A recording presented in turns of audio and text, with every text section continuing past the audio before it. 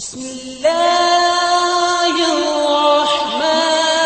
الرحیم اعوذ باللہ من الشیطان الرجیم بسم اللہ الرحمن الرحیم السلام علیکم۔ آج آپ کا میزبان ڈاکٹر کاشف بشیر تفہیم القرآن سیریز کی قسط نمبر 127 کے ساتھ آپ کے سامنے حاضر خدمت ہے، جس میں ہم انشاءاللہ سورہ الاعراف کی آیت نمبر 59 سے آغاز کر رہے ہیں، اس دعا کے ساتھ کہ اللہ تعالیٰ پاکستان پہ، پاکستانی قوم پر اپنا رحم فرمائے۔ جس آفت سے اس وقت ہم لوگ گزر رہے ہیں، خاص طور پہ جو سیلاب زدگان ڈائریکٹ افیکٹ ہوئے ہیں، اس سے اللہ تعالیٰ ان کے لیے آسانیاں پیدا فرمائے اور ہمیں توفیق سے نوازے کہ ہم ان کے لیے بڑھ چڑھ کر ان کی خدمت کر سکیں، ان کی مدد کر سکیں۔ بسم اللہ الرحمن الرحیم۔ لقد ارسلنا نوحا الى قومه فقال یا قوم اعبدوا اللہ ما لکم من الہ غیرہ انی اخاف علیکم عذاب یوم عظیم۔ ترجمہ: ہم نے نوح علیہ السلام کو اس کی قوم کی طرف بھیجا۔ اس نے کہا، اے برادران قوم، اللہ کی بندگی کرو، اس کے سوا تمہارا کوئی خدا نہیں ہے، میں تمہارے حق میں ایک ہولناک دن کے عذاب سے ڈرتا ہوں۔ آیت کے آغاز میں آیا کہ ہم نے نوح علیہ السلام کو اس کی قوم کی طرف بھیجا۔ اس کی تفسیر میں بتایا گیا کہ اس تاریخی بیان کی ابتدا حضرت نوح علیہ السلام اور ان کی قوم سے کی گئی ہے، کیونکہ قرآن کی روح سے جس صالح نظام زندگی پر حضرت آدم علیہ السلام اپنی اولاد کو چھوڑ گئے تھے، اس میں سب سے پہلا بگاڑ حضرت نوح علیہ السلام کے دور میں رونما ہوا، اور اس کی اصلاح کے لیے اللہ تعالیٰ نے ان کو مامور فرمایا۔ قرآن کے اشارات اور بائبل کی تصریحات سے یہ بات متحقق ہو جاتی ہے کہ حضرت نوح علیہ السلام کی قوم اس سرزمین میں رہتی تھی جس کو آج ہم عراق کے نام سے جانتے ہیں۔ بابل کے آثار قدیمہ میں بائبل سے قدیم تر جو کتبات ملے ہیں ان سے بھی اس کی تصدیق ہوتی ہے۔ ان میں تقریباً اس قسم کا ایک قصہ مذکور ہے جس کا ذکر قرآن اور تورات میں بیان ہوا ہے اور اس کے جائے وقوع موصل کے نواح میں بتائی گئی ہے۔ پھر جو روایات کردستان اور آرمینیا میں قدیم ترین زمانے سے نسلاً بعد نسل چلتی آ رہی ہیں، ان سے بھی معلوم ہوتا ہے کہ طوفان کے بعد حضرت نوح علیہ السلام کی کشتی اسی علاقے میں کسی مقام پر ٹھہری تھی۔ موصل کے شمال میں جزیرہ ابن عمر کے آس پاس آرمینیا کی سرحد پر کوہ ارارات کے نواح میں نوح علیہ السلام کے مختلف آثار کی نشاندہی اب بھی کی جاتی ہے، اور شہر نخچیوان کے باشندوں میں آج تک مشہور ہے کہ اس شہر کی بنا حضرت نوح علیہ السلام نے ڈالی تھی۔ حضرت نوح علیہ السلام کے اس قصے سے ملتی جلتی روایات یونان، مصر، ہندوستان اور چین کے قدیم لٹریچر میں بھی ملتی ہیں، اور اس کے علاوہ برما، ملایا، جزائر شرق الہند، آسٹریلیا، نیو گنی اور امریکہ و یورپ کے مختلف حصوں میں بھی ایسی ہی روایات قدیم زمانے سے چلی آ رہی ہیں۔ ان سے صاف ظاہر ہوتا ہے کہ یہ قصہ اس عہد سے تعلق رکھتا ہے جبکہ پوری نسل آدم کسی ایک ہی خطہ زمین میں رہتی تھی اور پھر وہاں سے نکل کر دنیا کے مختلف حصوں میں پھیلی۔ اسی وجہ سے تمام قومیں اپنی ابتدائی تاریخ میں ایک ہمہ گیر طوفان کی نشاندہی کرتی ہیں، اگرچہ مرور ایام سے اس کی حقیقی تفصیلات انہوں نے فراموش کر دیں اور اصل واقعے پر ہر ایک نے اپنے اپنے تخیل کے مطابق افسانوں کا ایک بھاری خول چڑھا دیا۔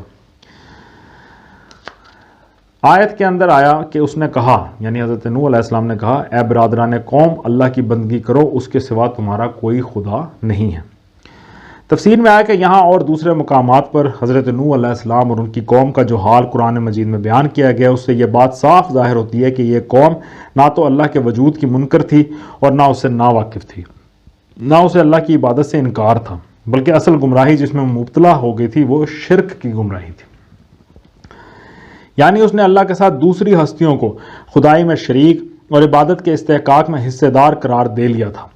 پھر اس بنیادی گمراہی سے بے شمار خرابیاں اس قوم میں رونما ہو گئیں۔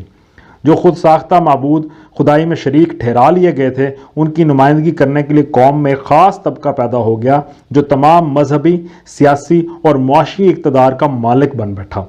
اور اس نے انسانوں میں اونچ اور نیچ کی تقسیم پیدا کر دی، اجتماعی زندگی کو ظلم و فساد سے بھر دیا اور اخلاقی فسق و فجور سے انسانیت کی جڑیں کھوکھلی کر دیں۔ حضرت نوح علیہ السلام نے اس حالت کو بدلنے کے لیے ایک زمانہ دراز تک انتہائی صبر و حکمت کے ساتھ کوشش کی، مگر عامت الناس کو ان لوگوں نے اپنے مکر کے جال میں ایسا پھانس رکھا تھا کہ اصلاح کی کوئی تدبیر کارگر نہ ہوئی۔ آخر کار حضرت نوح علیہ السلام نے خدا سے دعا کی کہ ان کافروں میں سے ایک کو بھی زمین پر زندہ نہ چھوڑ، کیونکہ اگر تو نے ان میں سے کسی کو بھی چھوڑ دیا تو یہ تیرے بندوں کو گمراہ کریں گے، اور ان کی نسل سے جو بھی پیدا ہوگا بدکار اور نمک حرام ہی پیدا ہوگا۔ قال الملأ من قومه انا لنراك في ضلال مبين۔ ترجمہ، اس کی قوم کے سرداروں نے جواب دیا، ہم کو تو یہ نظر آتا ہے کہ تم صریح گمراہی میں مبتلا ہو۔ قال یا قوم لیس بی ضلالۃ ولکنی رسول من رب العالمین۔ ترجمہ، نوح علیہ السلام نے کہا، اے برادران قوم، میں کسی گمراہی میں نہیں پڑا ہوں، بلکہ میں رب العالمین کا رسول ہوں۔ ابلغکم رسالات ربی وانصح لکم وعالم من اللہ ما لا تعلمون۔ ترجمہ، تمہیں اپنے رب کے پیغامات پہنچاتا ہوں، تمہارا خیر خواہ ہوں، اور مجھے اللہ کی طرف سے وہ کچھ معلوم ہے جو تمہیں معلوم نہیں ہے۔ اَوَ عَجِبْتُمْ أَنْ جَاءَكُمْ ذِكْرٌ مِّن رَبِّكُمْ عَلَىٰ رَجُلٍ مِّنْكُمْ لِيُنذِرَكُمْ وَلِتَتَّقُوا وَلَعَلَّكُمْ تُرْحَمُونَ۔ ترجمہ، کیا تمہیں اس بات پر تعجب ہوا کہ تمہارے پاس خود تمہاری اپنی قوم کے ایک آدمی کے ذریعے سے تمہارے رب کی یاد دہانی آئی تاکہ تمہیں خبردار کرے اور تم غلط روی سے بچ جاؤ اور تم پر رحم کیا جائے؟ تفسیر میں آیا کہ یہ معاملہ جو حضرت نوح علیہ السلام اور ان کی قوم کے درمیان پیش آیا تھا، بعین ہی ایسا ہی معاملہ مکے میں حضرت محمد صلی اللہ علیہ وآلہ وسلم اور آپ کی قوم کے درمیان پیش آ رہا تھا۔ جو پیغام حضرت نوح علیہ السلام کا تھا وہی حضرت محمد صلی اللہ علیہ وآلہ وسلم کا تھا۔ جو شبہات اہل مکہ کے سردار حضرت محمد صلی اللہ علیہ وآلہ وسلم کی رسالت میں ظاہر کرتے تھے، وہی شبہات ہزاروں سال پہلے سرداران قوم نوح علیہ السلام نے حضرت نوح کی رسالت میں ظاہر کیے تھے۔ پھر ان کے جواب میں جو باتیں حضرت نوح علیہ السلام کہتے تھے، بعینی ہی وہی باتیں محمد صلی اللہ علیہ وآلہ وسلم بھی کہتے تھے۔ آگے چل کر دوسرے انبیاء علیہم السلام اور ان کی قوموں کے جو قصے مسلسل بیان ہو رہے ہیں، ان میں بھی یہی دکھایا گیا ہے کہ ہر نبی کی قوم کا رویہ اہل مکہ کے رویے سے اور ہر نبی کی تقریر محمد صلی اللہ علیہ وآلہ وسلم کی تقریر سے ہو بہو مشابہ ہے۔ اس سے قرآن اپنے مخاطبوں کو یہ سمجھانا چاہتا ہے کہ انسان کی گمراہی ہر زمانے میں بنیادی طور پر ایک ہی طرح کی رہی ہے، اور خدا کے بھیجے ہوئے معلموں کی دعوت بھی ہر عہد اور ہر سرزمین میں یکساں رہی ہے، اور ٹھیک اسی طرح ان لوگوں کا انجام بھی ایک ہی جیسا ہوا ہے اور ہوگا جنہوں نے انبیاء کی دعوت سے منہ موڑا اور اپنی گمراہی پر اصرار کیا۔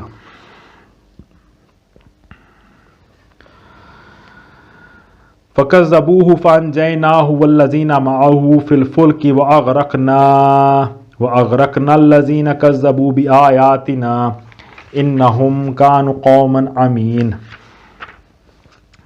ترجمہ، مگر انہوں نے اس کو جھٹلا دیا، آخر کار ہم نے اسے اور اس کے ساتھیوں کو ایک کشتی میں نجات دی اور ان لوگوں کو ڈبو دیا جنہوں نے ہماری آیات کو جھٹلایا تھا، یقیناً وہ اندھے لوگ تھے۔